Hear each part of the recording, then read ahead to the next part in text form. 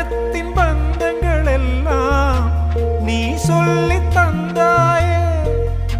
பிறப்புக்கும் இறப்புக்கும் இடையில் வழி நடத்தி சென்றாயே.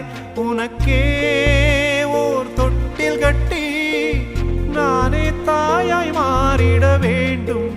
ஆராரிராரோ நான் இங்கே பாட, தாயே நீ கண்ணுறங்கு என்னோட மடி சாய்ந்து.